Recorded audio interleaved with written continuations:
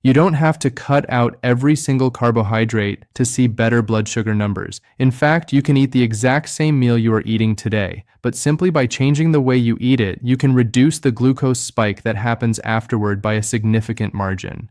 Most people believe that the only way to manage diabetes or prediabetes is to empty their plate of anything white, fluffy, or sweet, leaving them feeling deprived and hungry. But that is not the whole story. There are biological mechanisms in your digestive system that we can use to our advantage, levers we can pull to slow down how fast sugar enters your bloodstream without changing the ingredients on the plate. I'm Dr. Ben Harris, and today I'm going to share 6 specific food hacks that seniors can use to lower blood sugar responses instantly. These are not about restriction, they are about strategy. Most people do the right thing in the wrong sequence, or they miss the one simple preparation step that changes the chemical structure of their food. I will show you the strongest method regarding temperature after you understand the setup, because if you get the temperature right but the order wrong, you lose half the benefit. Let's begin immediately with the first change, which is the most powerful tool for your daily meals. 1. The order of operations. When we talk about blood sugar, we often focus entirely on what is on the plate. We look at the potatoes, the rice, or the bread, and we calculate the carbohydrates. We worry about the portion size. We worry about the glycemic index. And while those things certainly matter, there is something that matters just as much, and sometimes even more: the sequence in which those foods enter your mouth. Robert came to see me because he was terrified of his post-meal numbers. Robert is 68 years old, and he has always been a man who enjoys a hearty dinner. He grew up believing that a meal wasn't a meal unless it had a solid portion of meat and a generous helping of mashed potatoes or rice. When he was diagnosed with type 2 diabetes, his first instinct was to panic. He tried to cut out the potatoes completely, but he felt miserable. He was hungry an hour later, and he felt like he was missing out on the joy of family dinners. He would eventually give in, eat a large bowl of plain mashed potatoes because he was starving, and then watch his blood sugar spike over 200. He felt like a failure. When Robert sat down in my office, he told me, "Dr. Harris, I can't live on just lettuce. I need real food." I told Robert that he didn't necessarily have to banish the potatoes forever, but he had to change the way he introduced them to his stomach. You see, Robert had a habit that many of us have. When he sat down to eat, he would take a bite of the warm, soft starch first. It was the comfort food. He would eat the potatoes, then a bit of meat, and he would often leave the green beans or the salad for the very end, or sometimes skip them entirely if he was full. This specific order, starches first, vegetables last, is the perfect recipe for a blood sugar spike. When you eat the carbohydrate first, it lands in an empty stomach. Because mashed potatoes or white rice are simple starches, your stomach breaks them down incredibly fast. There is nothing in the way. It is like an express lane on a highway. The glucose rushes from your stomach into your small intestine, and from there, it floods into your blood. Your body has to scramble to produce insulin to manage that flood, and as we get older, our insulin response is often slower or less efficient. That is why Robert saw those high spikes. I gave Robert a new rule. I told him, "Robert, you can have the potatoes, but they are not allowed to be the first thing that touches your tongue." I introduced him to the concept of the order of operations. The rule is simple: vegetables first, protein and fat second, starches and sugars last. Robert decided to try it. The next night, his wife made roast chicken, green beans, and roasted potatoes. He looked at the potatoes, but he didn't touch them. He started with the green beans. He ate a generous portion of them, chewing slowly. Then he ate the roast chicken, enjoying the savory flavor and the protein. Finally, after he had finished the vegetables and the chicken, he ate the potatoes. He called me a few days later, sounding relieved. "Dr. Harris," he said, "I ate the same food. I didn't change the portion. But my blood sugar 2 hours later was 40 points lower than usual." Here is why this works, and why it is so effective for seniors specifically. When you eat the vegetables first, specifically fibrous vegetables like broccoli, green beans, spinach, or a salad, you are essentially laying down a mesh net in your stomach. Fiber is not digested by the body in the same way starches are. It sits in the stomach and slows down the rate at which food leaves the stomach and enters the small intestine. This is called gastric emptying. By slowing down gastric emptying, you are putting a brake on the digestion process. When you follow the vegetables with protein and healthy fats, like the chicken in Robert's case, you further slow down that process. Protein triggers hormones that tell your stomach to work slower. By the time you finally eat the starch, your digestive system is already busy. The express lane is closed. The glucose from the potatoes has to filter through the fiber and the protein. It trickles into your bloodstream slowly, like a gentle stream, rather than flooding it like a breaking dam. This is a simple change that requires no new shopping list. It requires no special expensive ingredients. It simply requires mindfulness at the moment you pick up your fork. For older adults, this is particularly important because our digestion slows down naturally, but our insulin sensitivity also decreases. We need that mechanical help from the fiber to regulate the sugar. Now, how do you put this into practice practically? First, look at your plate as a timeline.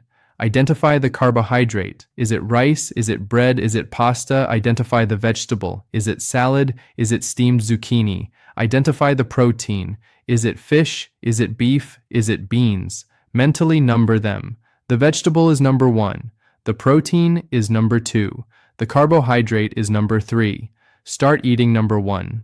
Do not just take a bite of it. Try to finish the vegetable portion before you move on. If that feels too rigid, aim to eat at least half of the vegetables before you touch the starch. There is a side benefit to this that Robert discovered as well. By the time he got to the potatoes, he was actually less hungry. The fiber and protein had already started to send fullness signals to his brain. He found that he naturally wanted a little less of the potato, without feeling like he was restricting himself. He wasn't using willpower, he was using biology. This method supports steadier readings throughout the entire evening, not just immediately after the meal. It can prevent that post-meal crash where you feel sleepy and lethargic, which often happens when blood sugar spikes and then plummets. If you are someone who struggles with digestion, or if you find that eating a lot of fiber causes bloating, you can start small. You don't need a mountain of raw kale. Cooked vegetables are often easier on the digestion for seniors. Steamed carrots, soft green beans, or a small bowl of vegetable soup without noodles work perfectly as that first buffer layer. Remember, the goal is not perfection, but improvement. If you can change the order of your eating just 50% of the time, you are doing your pancreas a favor 50% of the time. 2. The acid addition. We have talked about the order of the food, but now we need to talk about the chemical environment of your stomach. There is a simple kitchen staple, likely sitting in your pantry right now, that has a profound effect on how your body processes sugar. It sounds too simple to be true, but the science behind it is robust, and for many of my older patients, it is the missing link that helps them wake up with better numbers. Susan, a 72-year-old grandmother, came to me with a very specific frustration. She felt like she was doing everything right. She was active, she walked every morning, and she cooked all her meals at home. Yet, her fasting blood sugar in the morning, that number you see when you first wake up, was always creeping up. She was hovering in the pre-diabetic range and occasionally dipping into the diabetic range, and she couldn't figure out why. Dr. Harris, she said, I eat a healthy lunch, I eat a healthy dinner, I don't snack on sweets. Why is my body fighting me? I asked Susan to walk me through her favorite meals. She told me she loved to make a nice vegetable stew with some bread for dipping, or sometimes a dish with rice and chicken. These were wholesome, homemade meals. But for Susan's body, the starch load was just enough to keep her insulin levels elevated for too long. I suggested a small addition to her routine. I didn't tell her to stop eating the bread. I told her to add something to her drink before the meal. I suggested she start using a small amount of vinegar. Susan was skeptical. Vinegar? Like for salad dressing? She asked. I explained that yes, exactly like that. Susan decided to try it. She started mixing 1 tablespoon of apple cider vinegar into a tall glass of water and drinking it about 10 to 15 minutes before her biggest meal of the day, which for her was lunch. She didn't change the stew. She didn't change the bread. After 2 weeks, Susan came back with her logbook. She was smiling. Look at the mornings, she pointed out. Her fasting numbers had started to trend downward. They weren't perfect overnight, but they had dropped by about 10 to 15 points on average. She also noticed that she didn't feel that afternoon slump she used to get after her heavy lunch. Here is what was happening inside Susan's body. The active ingredient in vinegar is called acetic acid. When you introduce acetic acid to your digestive system before a meal, it does something fascinating to the enzymes in your body. Your body uses an enzyme called amylase to break down starch. Amylase is in your saliva and in your gut. Its job is to turn that bread or rice into sugar as fast as possible. Acetic acid acts like a temporary dimmer switch on that enzyme. It inhibits the amylase, meaning it slows it down. Because the enzyme is working slower, the starch turns into sugar much more gradually. It is somewhat similar to the effect of the fiber we discussed in the first item, but it works chemically rather than mechanically. It also helps your muscles become more receptive to taking up glucose, meaning the sugar goes where it is supposed to go, into the cell, rather than floating around in the blood. Now, before we get into the how-to, I want to ask you a quick question to help us understand our community better. Comment your fasting number and your age in the comments section below. Seeing the range of numbers helps everyone realize they are not alone in this journey. Now, let's talk about how to use this tool safely, because vinegar is an acid and we must respect it, especially as we get older. First, the type of vinegar. Apple cider vinegar is the most popular choice because it has a slightly milder flavor and contains the mother, which has some probiotic benefits. However, plain white vinegar works too. The magic is in the acetic acid, which is present in both. You can also use lemon juice. While lemon juice contains citric acid rather than acetic acid, it has shown similar benefits in some studies regarding lowering the glycemic response of a meal, although vinegar tends to be the gold standard for this specific hack. Second, and this is crucial, dilution. Never, ever drink vinegar straight. It is too harsh for your esophagus and your tooth enamel. Susan made the mistake once of taking a shot of vinegar, and she told me her throat burned for an hour. Do not do that. The correct ratio is 1 tablespoon of vinegar in a large glass of water, at least 8 to 10 ounces. You want to dilute it significantly. Sip it slowly. You don't need to chug it. If you find the taste unpleasant, start with just 1 teaspoon and work your way up. Third, timing. The best time to consume this is shortly before the meal. If you drink it 3 hours before, the effect will have worn off. Aim for 10 to 20 minutes before you take your first bite. This gives the acetic acid time to coat the stomach lining and prepare the enzymatic environment. If drinking vinegar water sounds unappealing to you, there is another way to do this that is just as effective and perhaps more delicious: salad dressing. Remember the first rule? Vegetables first. If you eat a salad as your first course, and you dress that salad with a vinaigrette, oil, and vinegar, you are getting a double benefit. You are getting the fiber mesh from the vegetables, item 1, and the chemical dimmer switch from the vinegar, item 2, all at once. This is a powerhouse combination for any senior managing blood sugar. For Susan, this small habit became a ritual. She actually grew to like the tart taste of the vinegar water, finding it refreshing.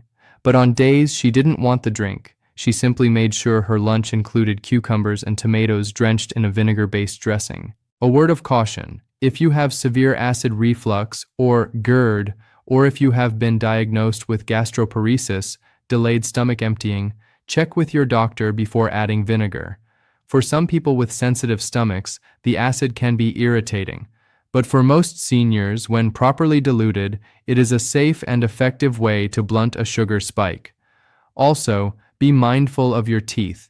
Because it is acidic, it is a good idea to rinse your mouth with plain water after drinking your vinegar mixture. Do not brush your teeth immediately after, as the enamel is temporarily softer. Just a plain water rinse is sufficient.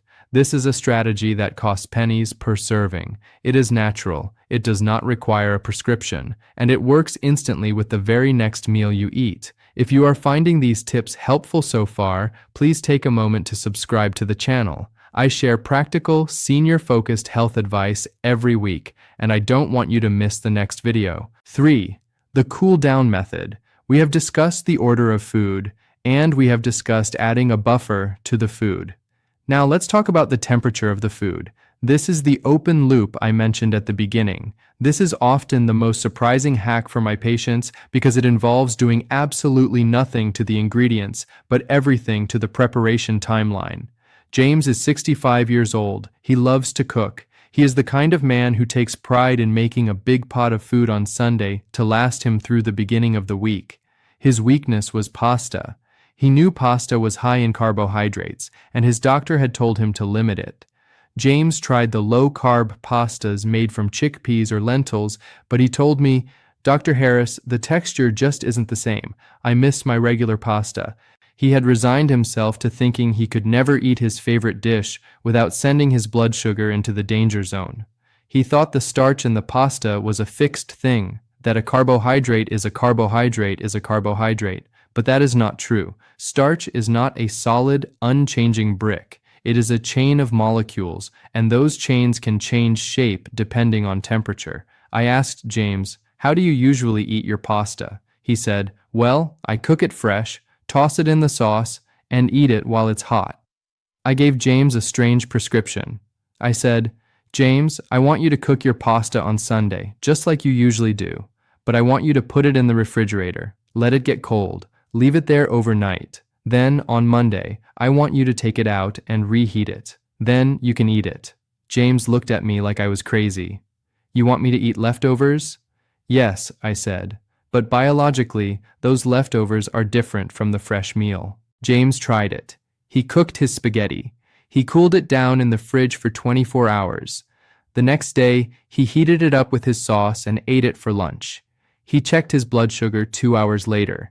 He was expecting the usual spike of 180. Instead, his meter read 145. He hadn't changed the portion. He hadn't changed the sauce. He had only changed the temperature history of the noodle. Here is the science of what happened. This process is called starch retrogradation.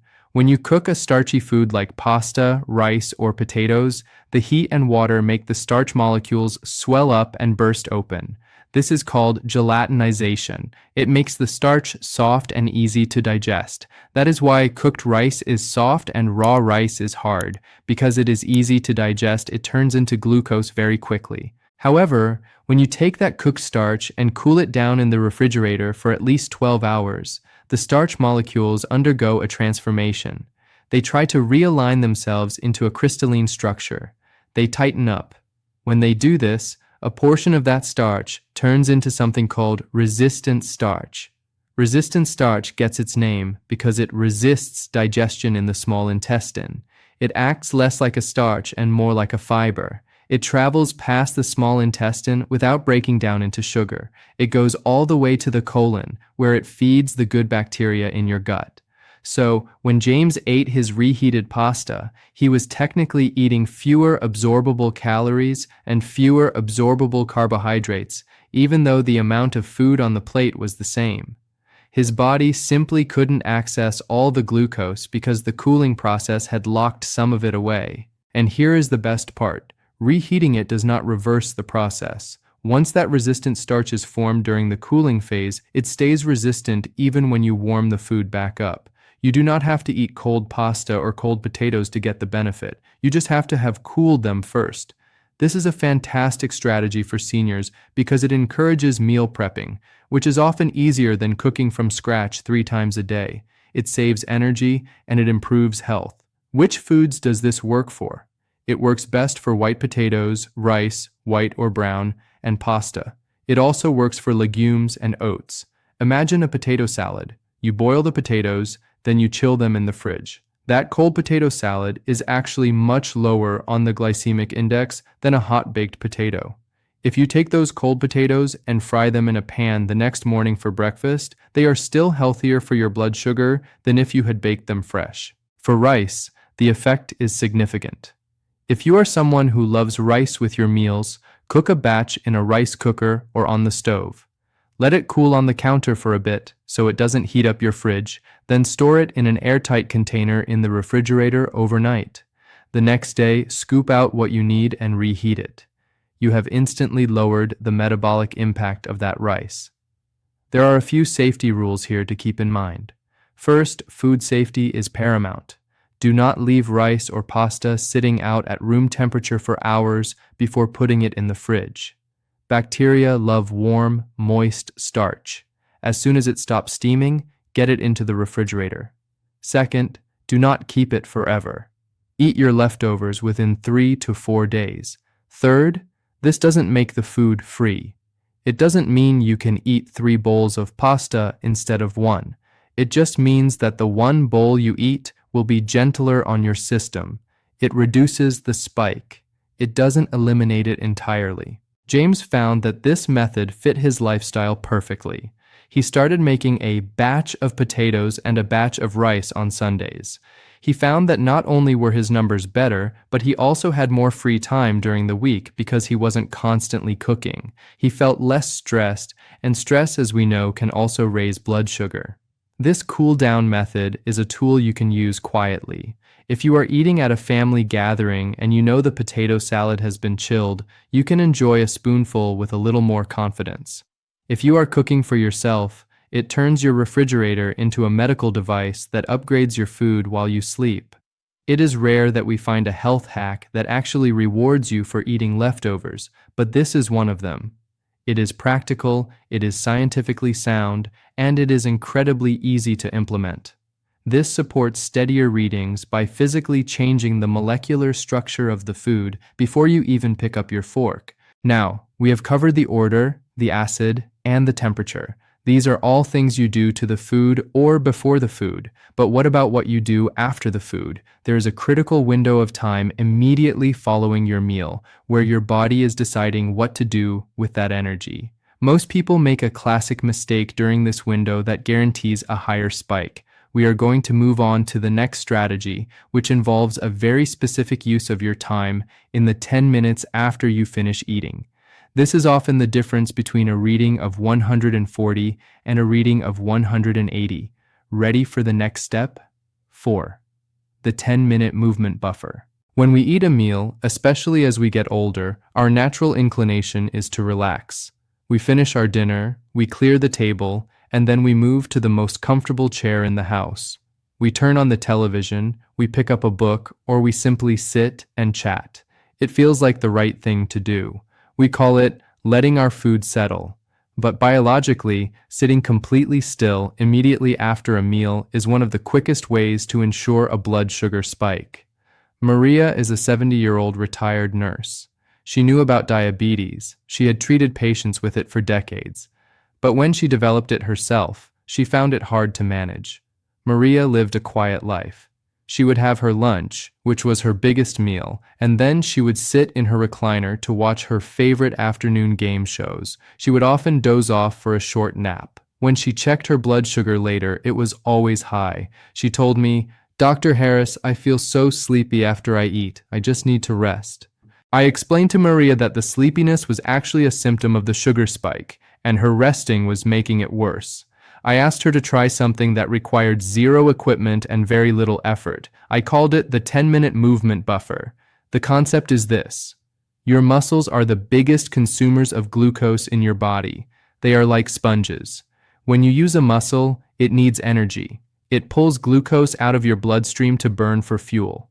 Here is the magic key for diabetics. When your muscles are contracting, meaning when you are moving them, they can take up glucose from the blood without needing as much insulin. This is called insulin-independent glucose uptake. Normally, insulin acts like a key that unlocks the door to the cell to let sugar in. But when you are moving, the door opens automatically. If you sit down immediately after eating, your muscles are dormant. The doors are closed. The sugar from your meal floats around in your blood, waiting for insulin to come and do the work. If your insulin is slow or resistant, that sugar piles up, causing a spike. But if you move even a little bit, you open those doors. I told Maria, I don't want you to run a marathon. I don't even want you to go to the gym. I just want you to not sit down for 10 minutes after you finish your last bite. Maria asked, so what should I do? Just putter, I said. Clear the table, wash the dishes by hand, fold some laundry, walk around the living room while the game show starts. Just keep your body upright and moving. Maria decided to try walking. She didn't go outside because she was worried about the uneven pavement. She simply walked loops around her kitchen island and down her hallway. She set a timer on her microwave for 10 minutes. She did this for a week. She came back and told me, "Dr. Harris, the strangest thing happened. Not only are my numbers lower, much lower, but I'm not sleepy anymore. I have more energy." By moving, she was burning off the glucose peak before it could make her lethargic. She was using the fuel she had just consumed. How to do this correctly? The timing is critical. You want to start this movement within 30 minutes of finishing your meal. The spike usually peaks around 60 to 90 minutes after eating. You want to get ahead of the curve. If you wait 2 hours to walk, the spike has already happened. You want to intercept the sugar as it is entering the blood. The intensity should be low. This is very important. You do not want to do heavy exercise or intense cardio immediately after eating. That can actually draw blood away from your stomach and cause indigestion.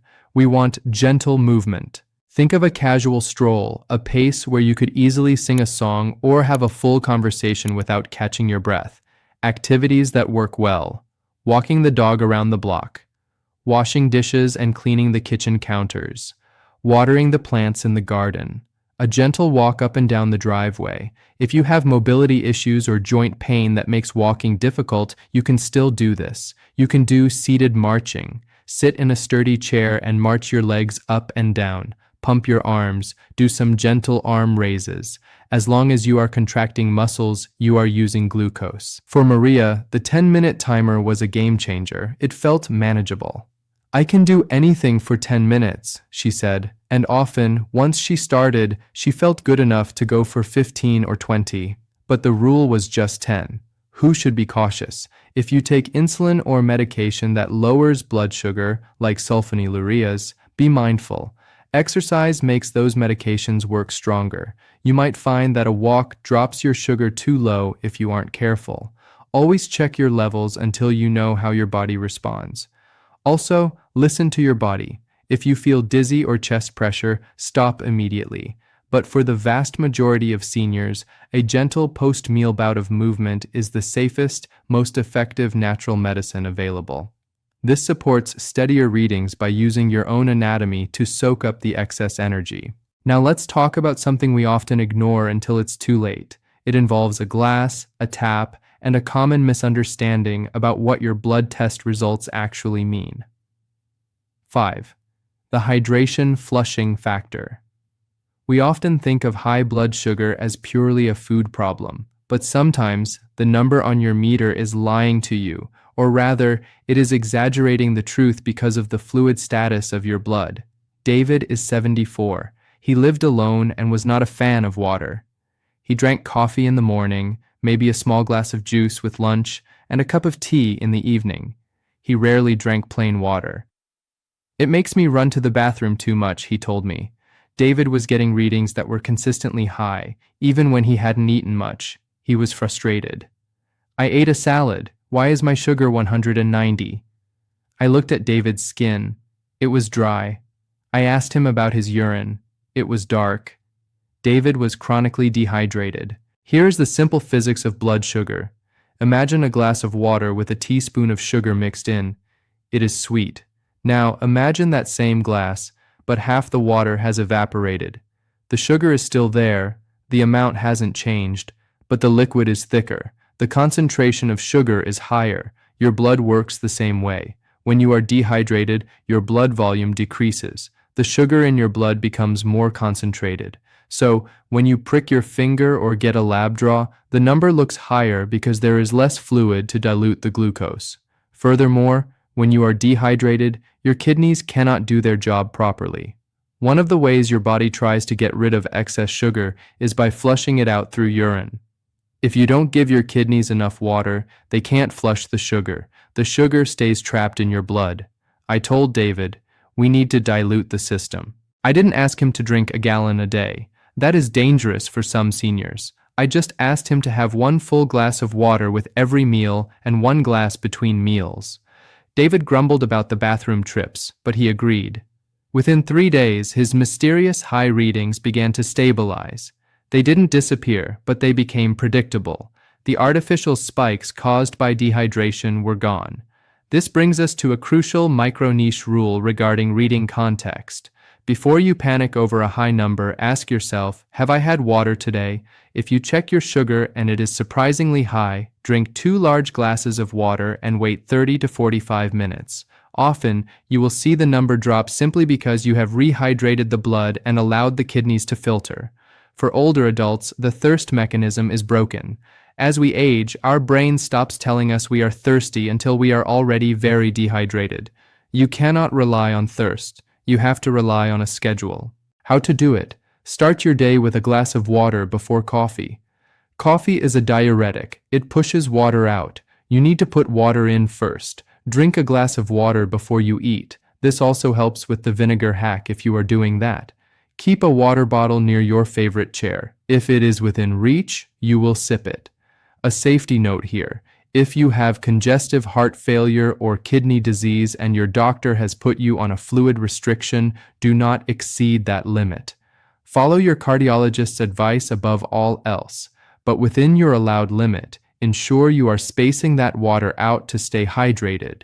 David eventually found that the extra bathroom trips were a small price to pay for the peace of mind of seeing lower numbers. He also reported thinking more clearly. High blood sugar causes brain fog, but so does dehydration. Fixing both cleared his head. This supports steadier readings by ensuring your blood volume is sufficient to dilute the glucose. And if you are enjoying these practical tips, don't forget to subscribe. It helps me continue to bring this information to you. 6. The protein bookend. We started this list with the order of operations, which involved eating protein before carbs. But there is another way to use protein, specifically when you are eating a snack or a smaller meal, that acts as a stabilizer. I call this the bookend method. Linda, 66, loved her morning toast. It was her ritual. 2 slices of whole wheat toast with a little bit of butter and jam. She thought she was being healthy because it was whole wheat, but an hour later, her sugar would spike, and by 11:01 a.m., she was shaking and hungry again. Linda was eating what I call naked carbs. A naked carb is a carbohydrate that is eaten alone. It has no protection. It has no partner. When you eat a piece of toast or a handful of crackers or a piece of fruit by itself, it is naked. Your body breaks it down instantly. I told Linda, you need to dress your carbs. We need to pair that carbohydrate with a protein or a healthy fat. This acts as a bridge between blood sugar health and blood pressure health. Why? Because stable blood sugar prevents the inflammation that damages blood vessels, which in turn helps keep blood pressure normal, and protein is the anchor that holds it all steady. I told Linda, I don't want you to just eat the toast. I want you to eat the toast with 2 hard-boiled eggs, or put some avocado and a slice of turkey on the toast. Linda decided to try having a scrambled egg alongside her toast. The result? The spike was blunted. The protein in the egg took longer to digest. It slowed down the absorption of the bread. Linda also found she didn't get the shakes at 11 a.m. She was full until lunch. This is the rule. Never eat a carbohydrate alone. If you have an apple, eat it with a few nuts or a slice of cheese. If you have crackers, put some tuna or peanut butter on them. If you have oatmeal, stir in some protein powder or eat it with a side of Greek yogurt. The protein acts as a physical barrier and a chemical signal. It tells the stomach, slow down. This is especially important for seniors because we need more protein anyway to maintain muscle mass. By using protein as a tool to manage sugar, we are solving 2 problems at once. We are protecting our muscles and protecting our pancreas. Linda realized that her light breakfast of just toast was actually causing her heavy stress. By adding the egg, adding calories, she actually lost weight over time because her insulin levels were lower and she wasn't snacking on junk later in the day. This supports steadier readings by preventing the rapid absorption that comes from isolated carbohydrates. We have one final strategy. This one is for those times when you know you are going to eat a meal that isn't perfect. Maybe it's a birthday or a holiday, or you just want a treat. This acts as an emergency brake for your digestion. 7. The soluble fiber preload. Albert is 78. He admitted to me that he had a sweet tooth and he struggled with portion control at dinner. He would start eating and just couldn't stop until he felt stuffed. His numbers were always highest after dinner. I introduced Albert to the concept of a preload. A preload is something you consume 20 minutes before a meal to physically change the environment of the stomach. We talked about vinegar earlier, but this is different. This is about volume and viscosity. I told Albert to buy a simple psyllium husk supplement, the kind found in plain fiber powders, sugar-free, or to use a tablespoon of chia seeds soaked in water. Soluble fiber, like psyllium or chia, does something unique. When it mixes with water, it turns into a gel. It becomes thick and gooey. I told Albert, 20 minutes before dinner, mix a teaspoon of this fiber in a tall glass of water and drink it immediately. When that fiber hits Albert's stomach, it expands. It forms a gel mesh. When Albert sat down to dinner 20 minutes later, two things happened. First, he was physically fuller. The gel took up space. He naturally ate less food because his stomach signaled, "I'm already partially full." Second, the food he did eat got trapped in that gel mesh. It took much longer for the digestive enzymes to reach the food. Albert tried the chia seeds because he liked the idea of a natural food. He soaked them until they were like a pudding and ate them before dinner. His post-dinner numbers dropped significantly. The sharp spike became a rolling hill. This is a powerful tool, but you must be careful. How to do it? Start with a small amount, half a teaspoon. If you take too much too soon, you will get gas and bloating. Your gut needs time to adjust, and you must drink it with plenty of water. Fiber without water is like concrete. It can cause constipation. Fiber with water is a broom. It cleans you out and regulates you. This supports steadier readings by physically interfering with the absorption speed of the meal. We have covered the foundational changes, the order you eat, the temperature of your starches, and the simple additions like vinegar and fiber. These are the tools that handle the meal itself, but there is another layer to this puzzle.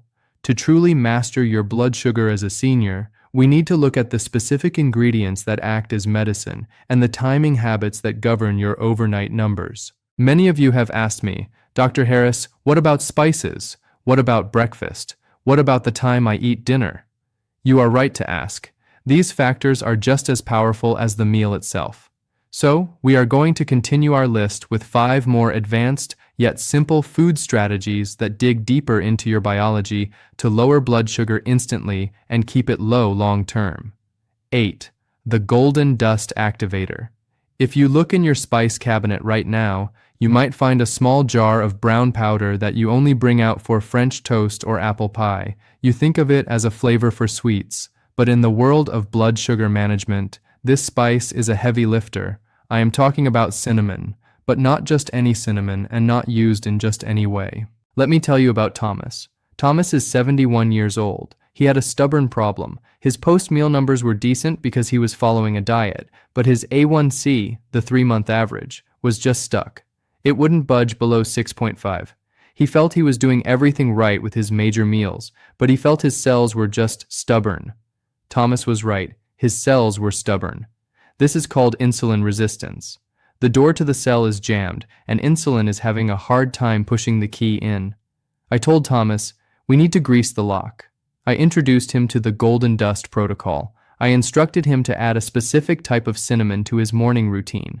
Thomas loved oatmeal, so this was an easy sell. He started adding half a teaspoon of cinnamon to his bowl every single morning. After 3 months, Thomas went for his checkup. His A1C had dropped to 6.2. It was the first movement he had seen in 2 years. Is it really just the spice? He asked me. Here is the science. Cinnamon contains a compound called methyl hydroxychalcone polymer. That is a long word, but what it does is simple. It mimics insulin.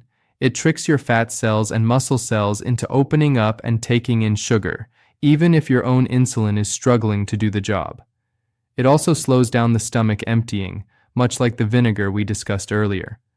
But, and this is a massive but, there is a safety trap here that you must know about, especially as a senior.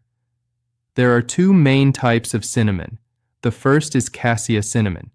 This is the cheap kind you find in most grocery stores. It is dark and has a strong, spicy smell. It contains a compound called coumarin. In high doses, coumarin can be toxic to the liver. If you are taking statins or other medications that affect the liver, eating spoonfuls of cassia cinnamon every day is not safe. The second type is Ceylon cinnamon. This is known as true cinnamon. It is lighter in color, has a milder, floral taste, and most importantly, it has almost zero coumarin. It is safe to consume daily. Thomas made sure he bought Ceylon cinnamon. He didn't sprinkle a little, he measured it. Half a teaspoon to 1 teaspoon a day. How to do it? Check your spice jar. If it doesn't say Ceylon, it is likely cassia. I recommend finding a source for Ceylon cinnamon. Add it to your coffee grounds before you brew the coffee. Stir it into yogurt. Mix it into a small amount of peanut butter on your apple slices. Who should be cautious? If you are on strong blood thinners or have liver disease, talk to your doctor before starting a daily regimen of cinnamon, even Ceylon. For most people, however, it is a safe, delicious way to lower resistance.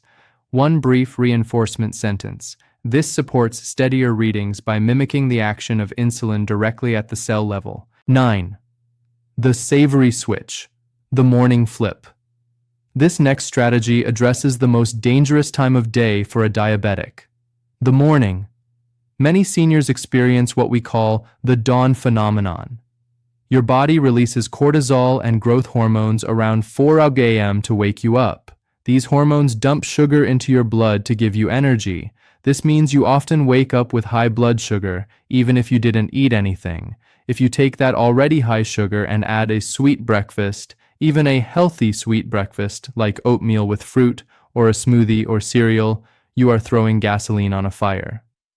Let me introduce you to Margaret. Margaret is 69. She was a creature of habit.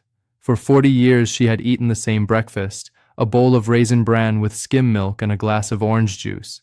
She thought this was heart healthy. But by 10 a.m., Margaret was exhausted. She would get shaky. Her blood sugar would skyrocket to 250 after breakfast, then crash. She was riding a roller coaster before noon. I asked Margaret to try the savory switch. "Margaret," I said, "I want you to eat dinner for breakfast." She laughed. "I can't eat a steak at 8 a.m. "Not a steak," I said, "but savory flavors. No sugar, no fruit, no grains." I gave her a new menu, 2 eggs scrambled with spinach and mushrooms and half an avocado. She tried it. The first day, she missed her sweet cereal, but she noticed something incredible. At 10:02 a.m., she wasn't shaky. She wasn't tired. She checked her sugar. It was 120. Why does this work? In the morning, your body is most resistant to insulin. You handle carbohydrates worse in the morning than at any other time of day because of those wake-up hormones. By switching to a savory, protein, and fat-heavy breakfast, you are bypassing the system that is currently overwhelmed. You are giving your pancreas a break right when it needs it most. How to do it? Look at your breakfast. Is it sweet, cereal, muffins, toast with jam, fruit smoothies, juice, sweet yogurt? These are all sweet breakfasts. Switch to savory. Eggs, cottage cheese with cucumber and tomatoes, not fruit, leftover chicken from dinner, a handful of nuts and a piece of cheese. If you must have oatmeal, like Thomas from our previous story, make it savory oatmeal. Cook it with water, stir in an egg while it cooks so it gets creamy, and top it with olive oil and salt instead of brown sugar. Patient story, update. Margaret found that after 2 weeks of the savory switch, her cravings for sweets in the afternoon disappeared. Because she wasn't spiking her sugar first thing in the morning, her brain wasn't screaming for a sugar fix later in the day. She broke the cycle by changing the first meal. This supports steadier readings by aligning your food intake with your body's natural hormonal rhythm. 10. The magnesium munch. We often talk about what to take out of the diet, but sometimes high blood sugar is caused by a deficiency, a lack of a mineral that acts as the ignition switch for your insulin. That mineral is magnesium. Magnesium is responsible for over 300 enzymatic reactions in the body, and one of its main jobs is helping your body process sugar. Unfortunately, many seniors are deficient in magnesium. Why? Because we eat processed foods that have been stripped of minerals, and because as we age, we absorb nutrients less efficiently. Let's talk about Frank. Frank is 75. He suffered from two things: high blood sugar and terrible leg cramps at night. He would wake up in agony with a Charlie horse in his calf. I told Frank, "Your cramps and your sugar might be coming from the same problem." I prescribed him the magnesium munch. I didn't give him a pill immediately. I wanted him to get it from food first. I told Frank to add a specific snack to his day: pumpkin seeds, pepitas, or almonds. Pumpkin seeds are one of the highest plant-based sources of magnesium. Frank started keeping a small bag of raw, unsalted pumpkin seeds next to his TV chair. He would eat a small handful, about a quarter cup, while watching the news. Within a week, two things happened. First, the leg cramp stopped. That was the magnesium relaxing his muscles. Second, his post-dinner blood sugar readings started to drift down. Here is why. Magnesium is required for the insulin receptor to work. Think of the cell door again. Insulin is the key. Magnesium is the oil that allows the key to turn. If the lock is rusty, low magnesium, the key, insulin, gets stuck. You can have plenty of insulin, but if you don't have magnesium, it can't do its job. How to do it? Incorporate high magnesium foods daily. Pumpkin seeds, pepitas, almonds, spinach, cooked is better than raw for mineral absorption. Black beans, dark chocolate, 85% cocoa or higher in small amounts. Who should be cautious? If you have advanced kidney disease, stage 4 or 5, you must be very careful with magnesium and potassium. Your kidneys might not be able to filter the excess. Always show your food list to your nephrologist.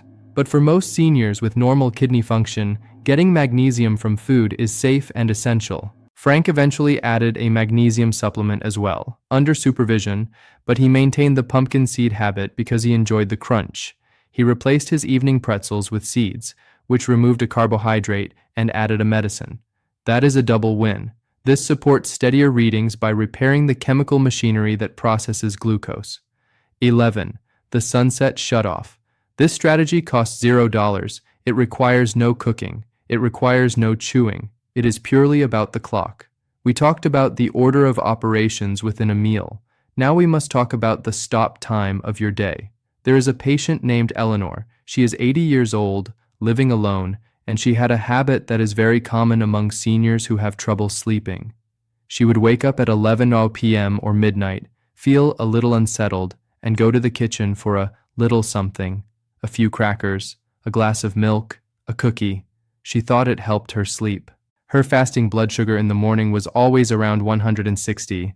I explained to Eleanor the concept of the sunset shutoff. Our bodies run on a circadian rhythm.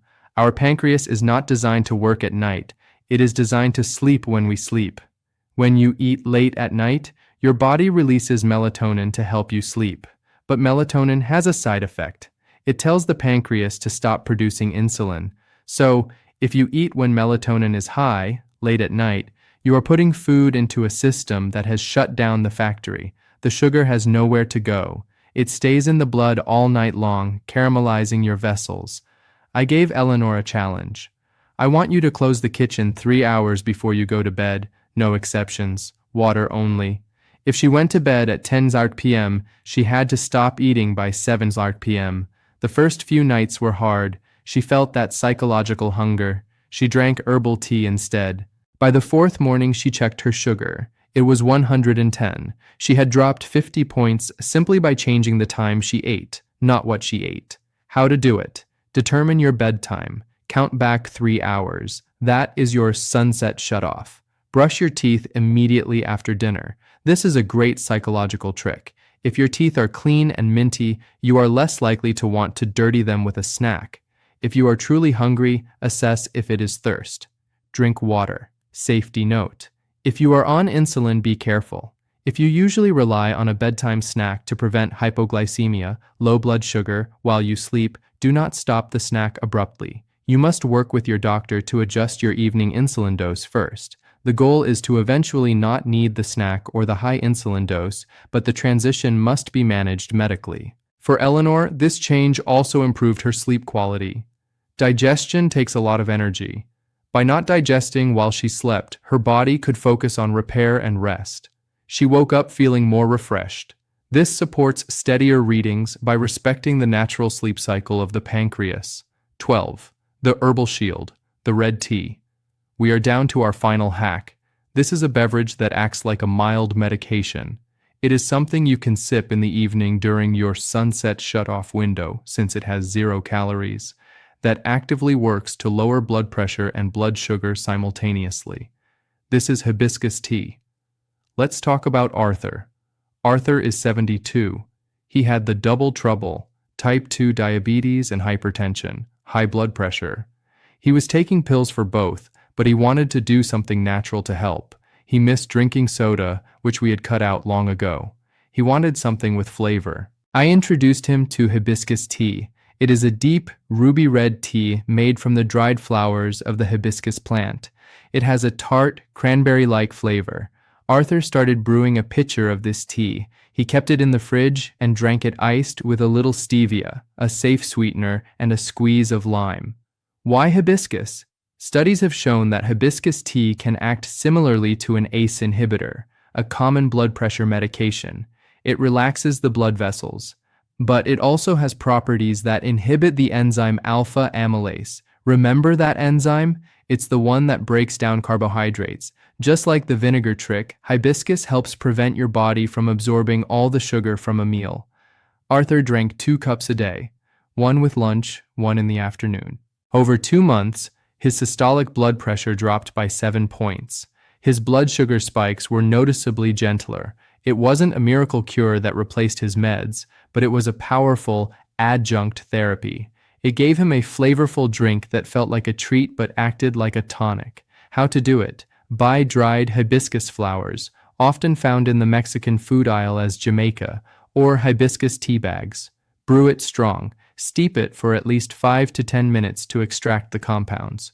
Drink it hot or cold. Do not add sugar or honey. That defeats the purpose. Use stevia, monk fruit, or enjoy the tartness naturally. Who should be cautious? Because hibiscus lowers blood pressure, if you are already on high doses of BP meds and you tend to get dizzy or have low pressure, monitor yourself. You don't want your pressure to go too low. Also, hibiscus is a mild diuretic, makes you pee, so don't drink it right before bed or you will be up all night. This supports steadier readings by providing antioxidant protection and enzymatic inhibition. Conclusion and summary. We have now covered 12 powerful, scientifically grounded strategies. It is a lot of information, so let's pause and take a deep breath. I want you to imagine your health as a house. The foundation is your medication and your doctor's advice. We never throw that away. But these 12 hacks, these are the renovations that make the house livable, comfortable, and efficient. Let's review the toolkit we have built together across this entire video. 1. The order of operations, veggies first, carbs last. 2. The acid addition, vinegar or lemon before meals. 3. The cool down, leftover pasta and potatoes for resistant starch. 4. The movement buffer, 10 minutes of puttering after eating. 5. The hydration flush, diluting the sugar with water. 6. The protein bookend, never eating a naked carb. 7. The fiber preload, gel-forming seeds before dinner. 8. The golden dust, Ceylon cinnamon to mimic insulin. 9. The savory switch, a protein breakfast to avoid the dawn spike. 10. The magnesium munch, seeds and nuts to grease the cell locks. 11. The sunset shut-off, stop eating 3 hours before bed. 12. The herbal shield, hibiscus tea for dual BP and sugar control. You do not need to do all 12 of these starting tomorrow. That is the recipe for burnout. Pick one. Maybe tomorrow you just focus on the order of operations. Eat your salad before your sandwich. That's it. Do that for 3 days until it becomes automatic. Then, maybe you add the movement buffer. You walk around the house while the commercial breaks are on after dinner. These small changes compound. They add up. I have seen patients like Robert, Susan, and Thomas completely transform their lives, not by starving themselves, but by outsmarting their biology. They moved from fear to control. Diabetes and high blood pressure can feel like a trap, but every time you use one of these levers, you are opening the door a little wider. You are reminding your body that it can heal, it can regulate, and it can serve you well into your golden years. I'm Dr. Ben Harris. It has been my privilege to share this with you. If you found value in this deep dive, please do two things for me. First, hit the subscribe button. It tells me that this is the kind of in-depth, no-nonsense content you want. Second, share this video with one friend or family member who needs to hear it. You might just change their life.